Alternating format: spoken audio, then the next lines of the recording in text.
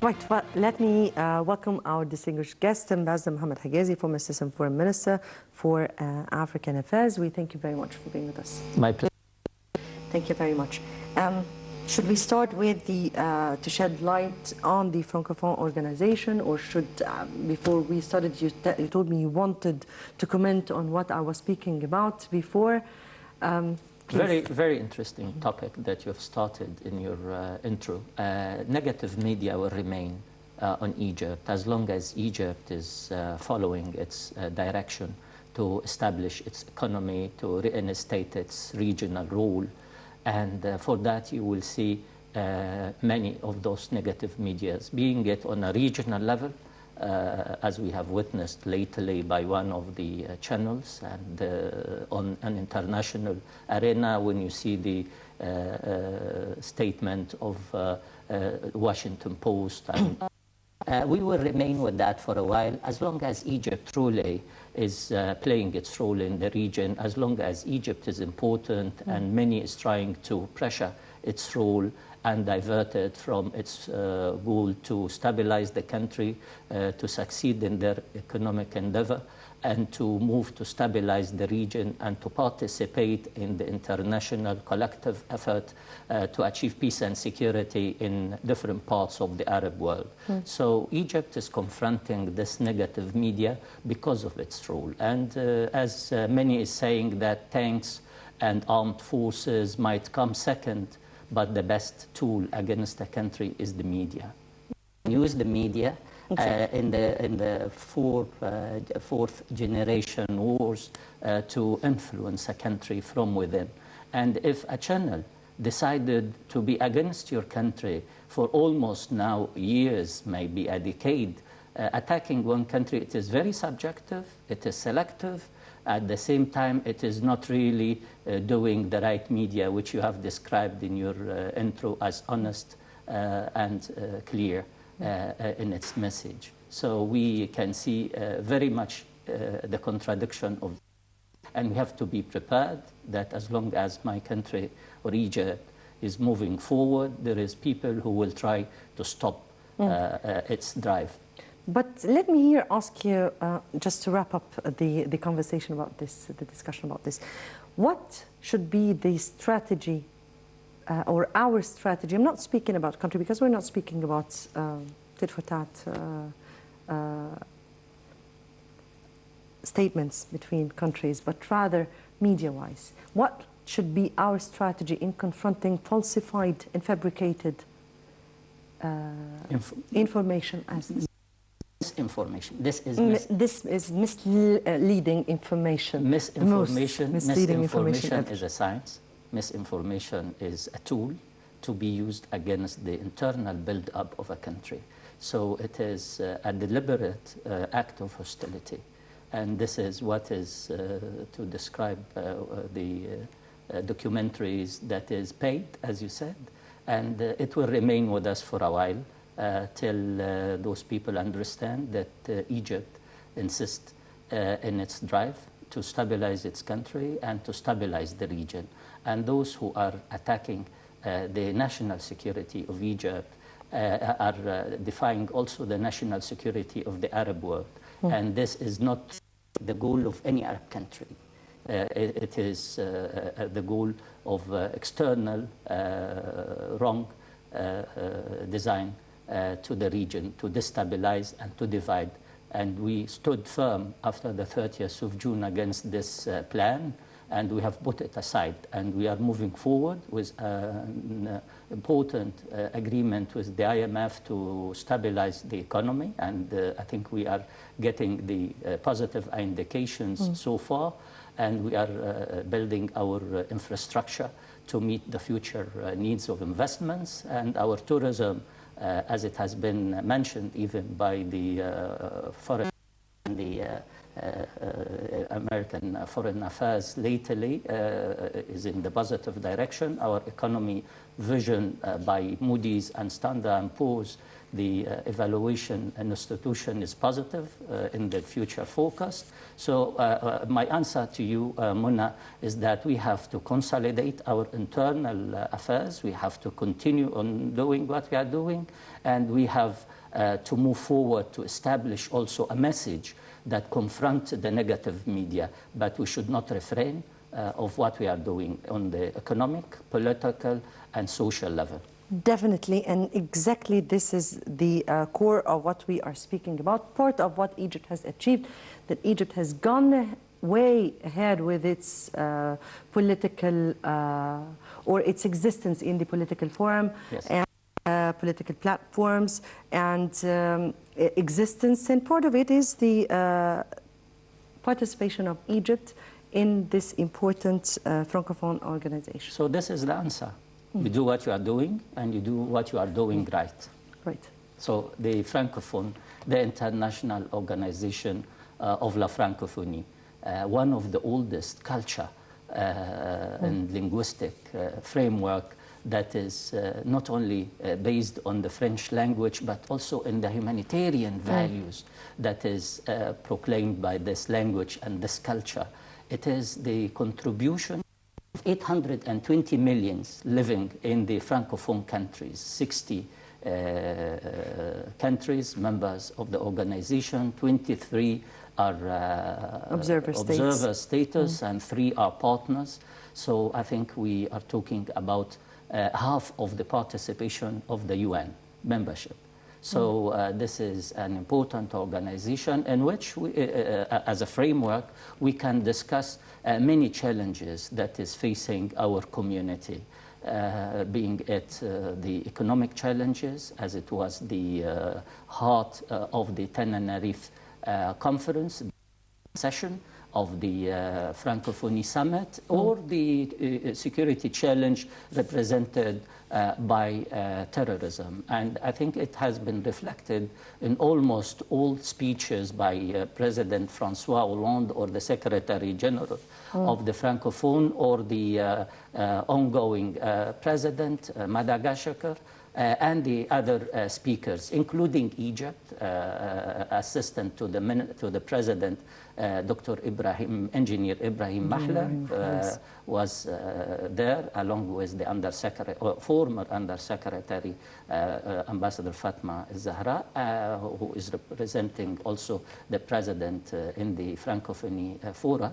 And the chance was there to also held bilateral meetings that have allowed also to express our views and to maybe discuss issues of bilateral concern with different leaders and prime ministers attending this very important conference.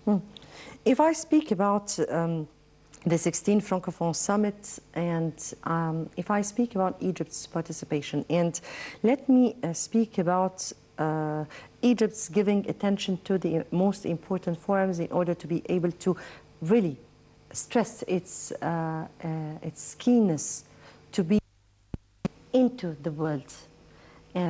How do you assess its participation in the Francophone? We are a founder member. Our membership goes back to 1970, since the established in March 1970 of the Francophonie.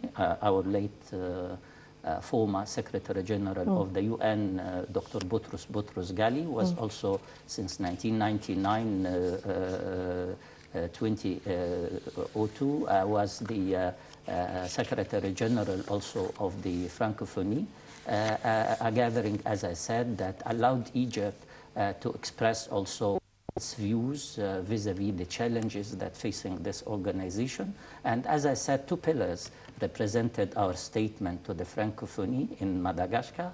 The first was related to the economic development and the need, as it was echoed in almost all statements, of consolidating cooperation between the member states, as well as facing the challenge of terrorism, which have truly taken a lot of the gains that we have achieved over the years since independence in Africa by this act of violence and terrorism.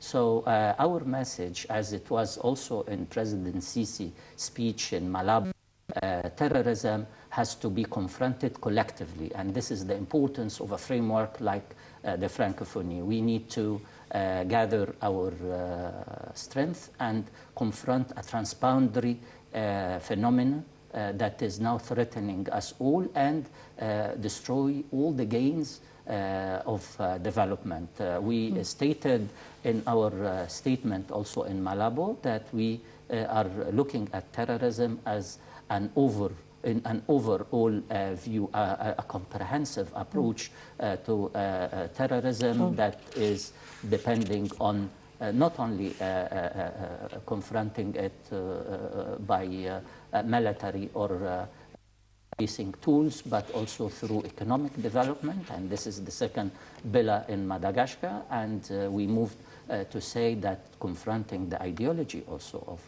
terrorism is of a fundamental importance, as well as drying up the finance and the support that this phenomena is getting from regional and international players, or using terrorism as a tool to achieve political goals. This is Egypt's comprehensive vision that has been reflected by the president in Malabo and the assistant to the president, Mr. Ibrahim Mahlab, in Tananarive. Right, very much indeed the sustainable development and, of course, peace role in Egypt's role in the peacekeeping and fighting terrorism were important issues on the agenda.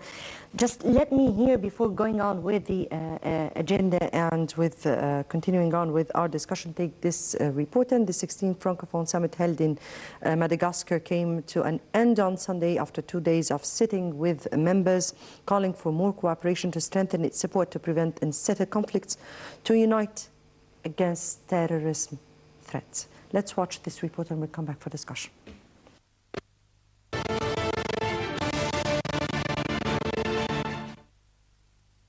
The 16th Summit of Heads of State and Government of Francophonie, which wrapped up Sunday in Madagascar, urged Palestinians and Israelis in the final declaration to resume direct negotiations to reach state solution.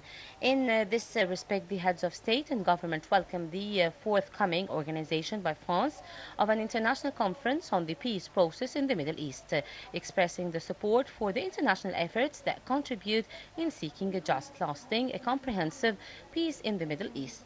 In another context, the 16th Summit welcomed the outcome of the 22nd Conference of the Parties of the United Nations Framework Convention on Climate Change, held on November 7 till 8 in Marrakesh. The attendees also welcomed the African dimension of the global event, its inclusive approach and its articulation between the sustainable development objectives and the fight against climate change.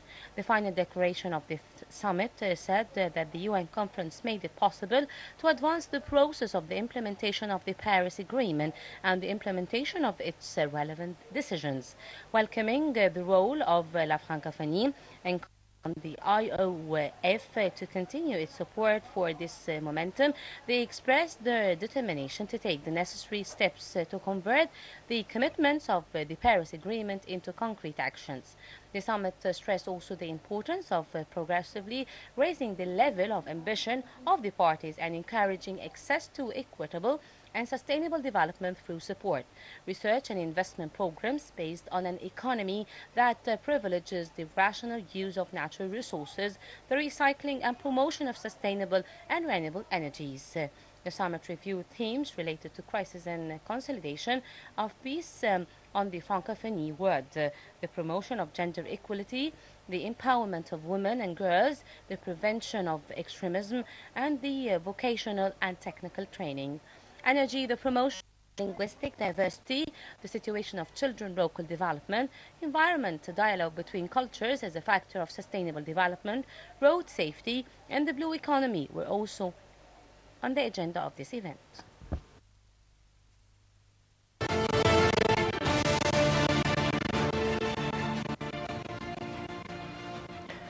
Right, and welcome back. I guess we have with us over Skype Dr. Mahmoud Mursi, strategic expert and I guess researcher at the Chatham House. Good evening to you, sir. Good evening to you and your great audience. Thank you to be here with you today. Thank you very much. We're speaking about the Francophone Summit, the 16th Summit with a main theme, sustainable development and terrorism. We are going to focus with you, sir, on the issue of terrorism, the issue of peacekeeping, settling conflicts and fighting terrorism, in which Egypt has a great role to play. So if you may just emphasize the role of Egypt that has been played so far in this particular area, plus its participants in this forum. Yeah, okay. As we know that Egypt has been many observers and working in many missions in peace in Africa.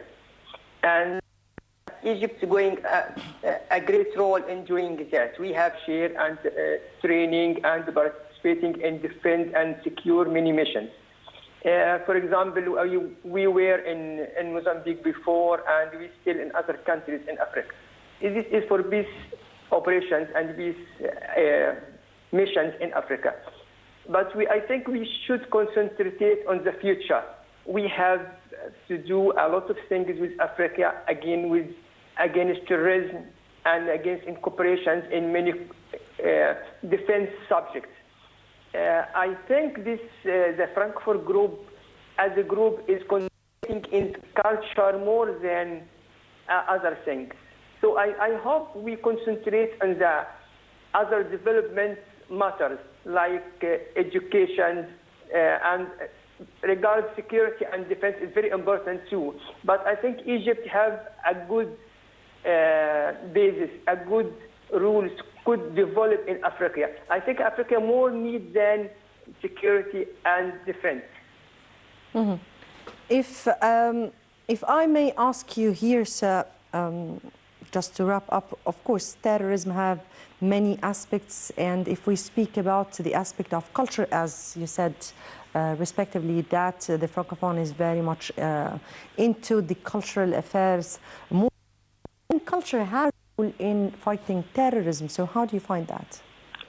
Okay, we can use culture and education for fighting terrorism too. We could have establish the meaning of peace and understanding the other and respect the other religions and the other personal and what they believe. This is important in education. We can concentrate on defending against terrorism and radical groups in other ways to improve the life of the people and sustain development. Like people in Africa, we understand they have a lot of trouble, and not only in education, it is ways of life, and we can have a good to develop these areas in Africa. So it is not important to defend against terrorism only by weapons and using force and matters like that, but we can do other things.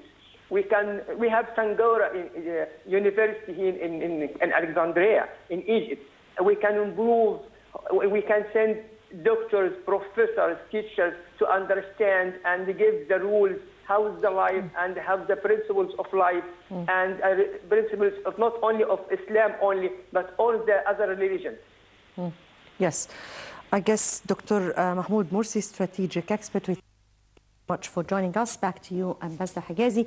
And the theme of this Francophone Summit was shared growth, responsible development and conditions for stability around the world. As you said, Mona, maybe the cultural affinity between member states, the relation based on humanitarian and values of the French language and the French culture, as well as the common dominators in this conference was development. You followed also the statement by President Francois Hollande and the final communique of Tananarive.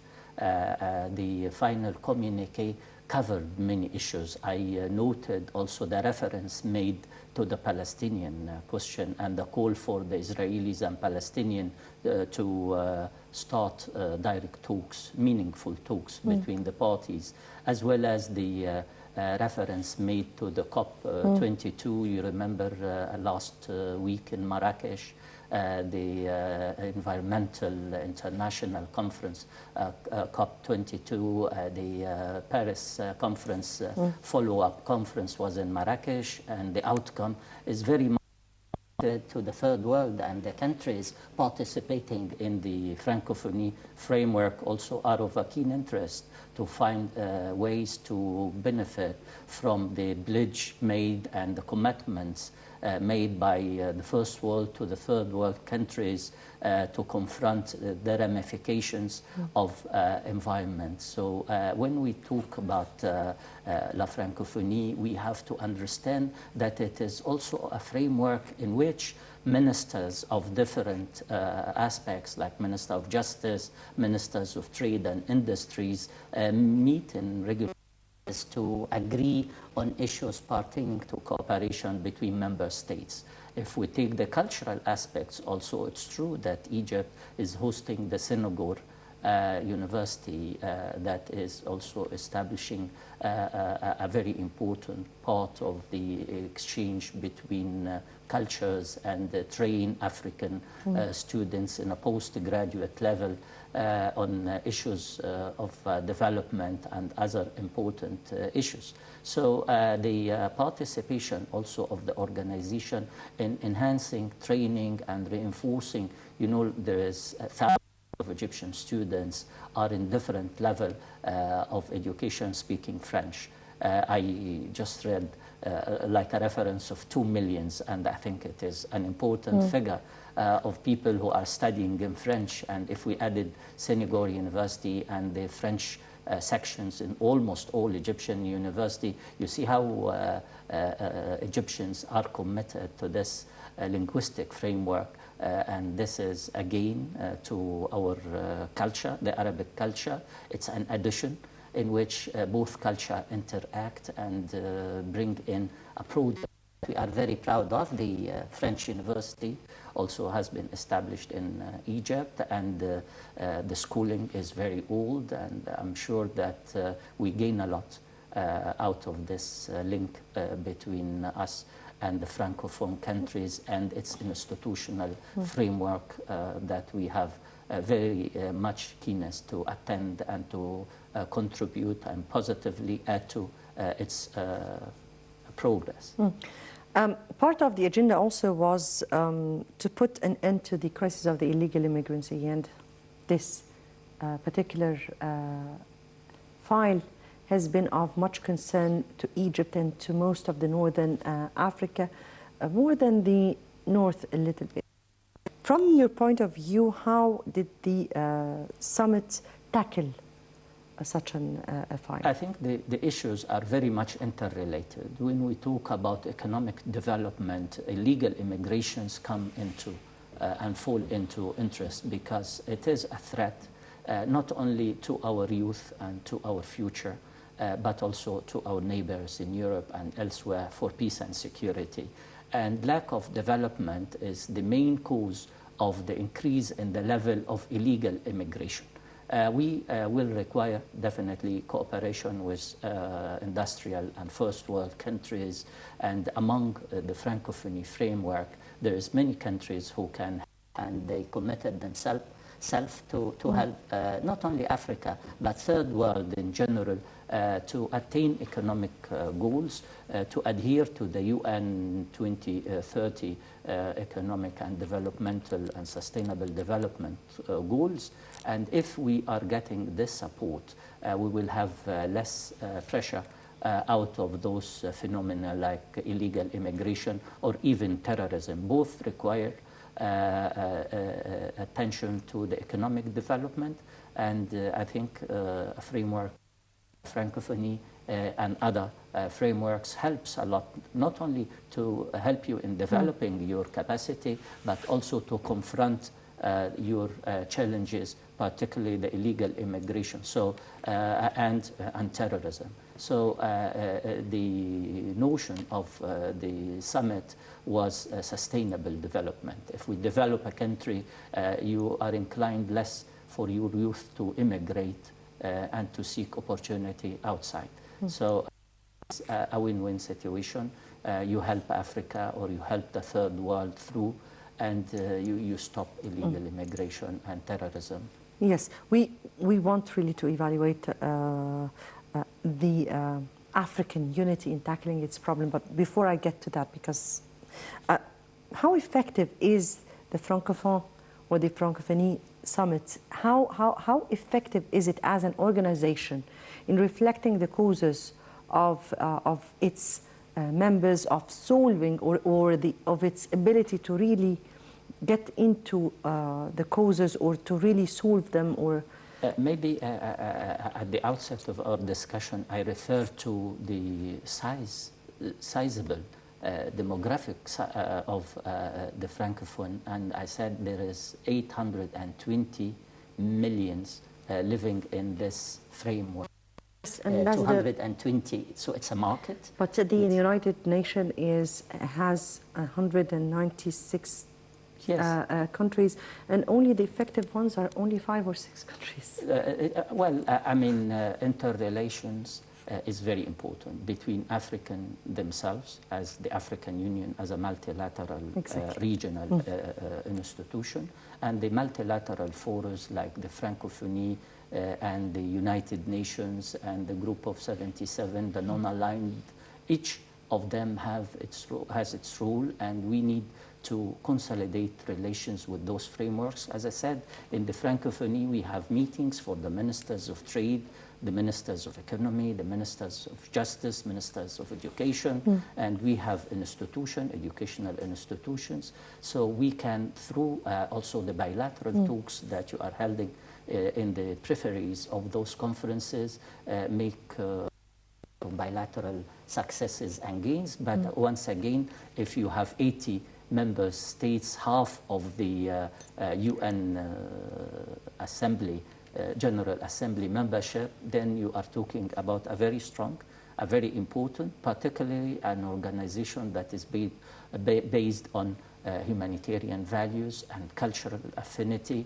And as you see, Egypt is gaining, as I said, you have 2 universities pertaining to the same linguistic affinity, the French University as well as the Senghor University in Alexandria, besides many other educational institutes that is working to the same direction. Adding to that, there is an opportunity also to talk about challenges, as I said, being it illegal immigration, as you suggested, and as it has been referred to in the statement, the Palestinian question, the issues that is vexing relations in the sphere of the Francophonie or the regional peace and security in the Middle East. So we are very much to the benefit out of those organizations, and it allows also you to talk to an important portion of the General Assembly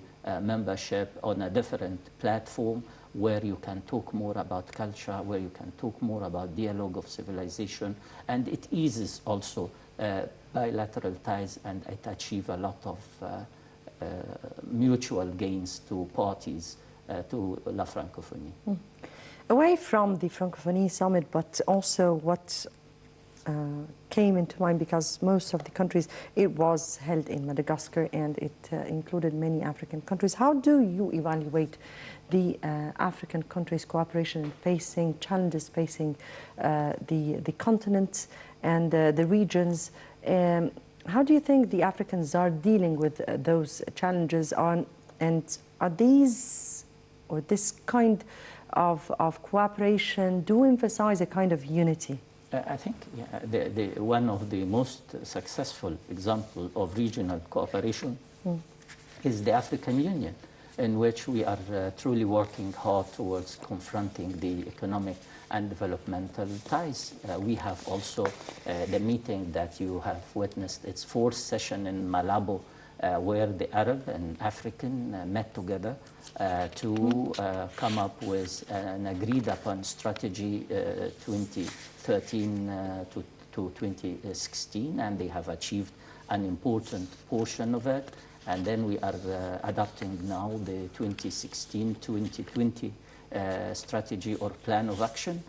So I think those formats are very important regional cooperative frameworks that we have to encourage, participate regularly in, and thanks to the summit diplomacy now, President Sisi is almost in all those meetings, and as you see, the assistant to the minister was in Madagascar, and that also a reflection of the importance that those format or regional cooperative framework or international forums are representing to us. It's part of our multilateral diplomacy, and it is true that it has a lot to do more with culture, but it has also justice, economic, trade, and a follow-up mechanism to current issues like, as you mentioned, sustainable development, terrorism, illegal immigration, and conflicts,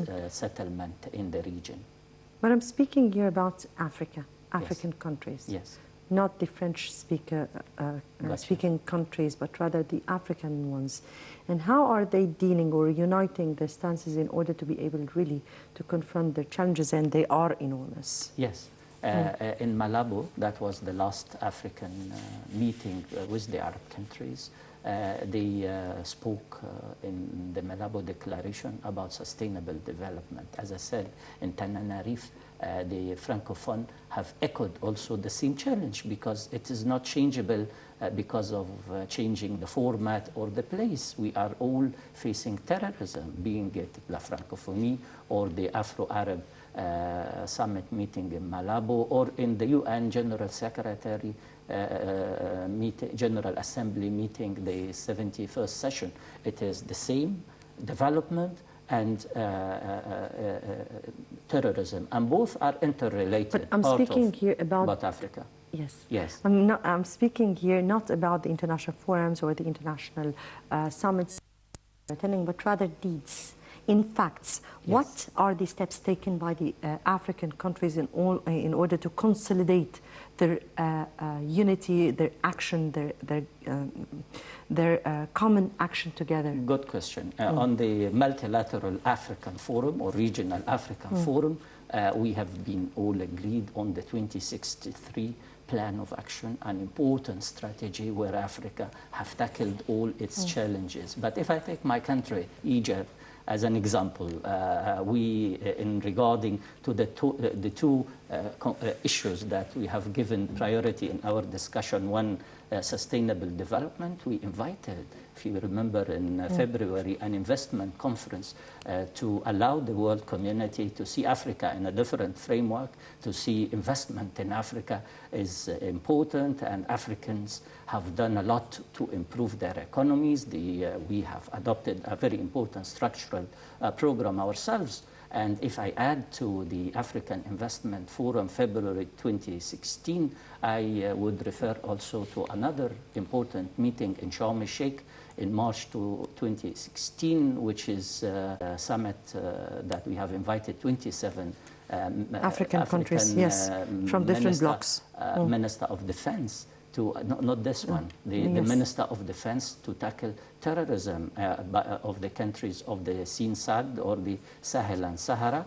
And those two important meetings refers to investment, trade, development, and the other one is security and terrorism. So Egypt, for example, just to assure you that Africa is doing its best on regional, on bilateral, and even on individual countries level. We all carry our responsibilities, and we are trying hard to bring our flag up. Yes, and I guess that is the hope of all Africans.